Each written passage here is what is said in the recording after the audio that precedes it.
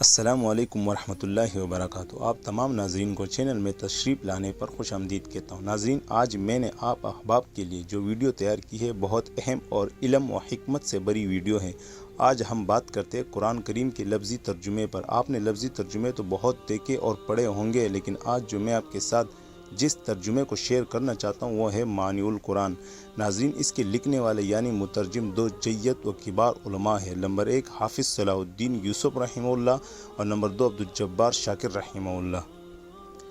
حافظ صلاح الدین یوسف کسی تعارف کے محتاج تو نہیں ہے، لیکن اپنے ناظرین جو ہمارے اس چینل کو فرسٹ ٹائم دیکھ رہے ہیں، میں ان کو حافظ صاحب کی مختصر سوانح حیات پیش کرنا چاہتا ہوں۔ مرحوم کی ولادت اگست 1945 صوبہ راجستھان جے پور میں ہوئی۔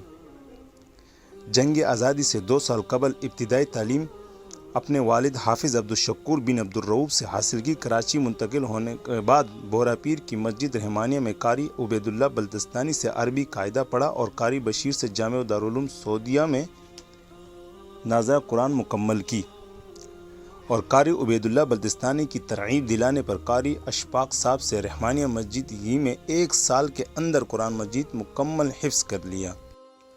جامع العلوم سعودیہ کراچی، جو کہ بعد میں یہ مدرسہ سفید مسجد سولجال بازار منتقل ہو کر دارالحدیث رحمانیہ کے نئے نام پر موسوم ہو کر مشہور ہو گیا، اور یہ مدرسہ سولجال بازار کراچی میں واقع ہے۔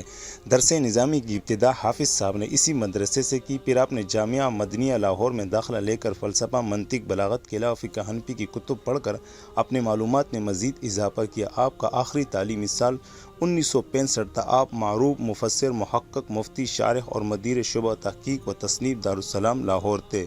وفات 12 جولائی 2020 کو آپ اس دار فانی سے دارالعقبہ میں رحلت فرما گئے۔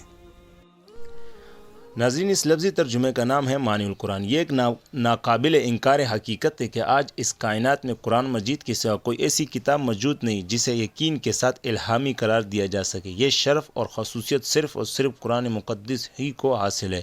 امت مسلمہ کی موجودہ ذلت اور رسوائی کا سبب بھی یہی ہے کہ آج افراد امت نے قرآن مجید کو پس پش ڈال رکھا ہے۔ جب قرآن کریم کو سمجھنے کی کوشش نہ کی جائے تو محض لوگ اسے صرف برکت کے لیے گھر میں یا دکان میں رکھتے ہیں، جو کہ سراسر زیادتی ہے۔ قرآن پاک پڑھنے، سمجھنے اور سمجھانے کی کتاب ہے۔ زیر نظر ترجمہ عربی گرامر کے حساب سے ہر لفظ اور حرف کا الگ الگ ترجمہ خانوں میں کیا گیا ہے، جس سے الفاظ قرآنی کا مفہوم سمجھنے میں آسان رہتا ہے۔ ناظرین، مزے کی بات یہ ہے کہ اس کا ترجمہ اس انداز میں کیا گیا ہے کہ اگر آپ اسے لفظ بلفظ ترجمے کے ساتھ پڑھیں گے تو بھی بہت بہترین، اور یہی لفظی ترجمہ اگر روانگی یعنی سیلس پڑھیں گے تو آپ کو یہ محسوس نہیں ہوگا کہ یہ لفظی ترجمہ ہے۔ یہ تھا مختصر سا تعارف اس قرآن مجید کا۔ بہترین قرآن کریم میں خود بھی پڑھیں اور تحفے میں بھی دے سکتے ہیں۔ مزید قرآن پاک کی معلومات کے لیے واٹس ایپ یا کمنٹس کریں، یا اس قرآن پاک کے لیے بھی آپ واٹس ایپ کر سکتے ہیں۔ مجھے اجازت دیجیے۔ اللہ حافظ۔ السلام علیکم ورحمۃ اللہ وبرکاتہ۔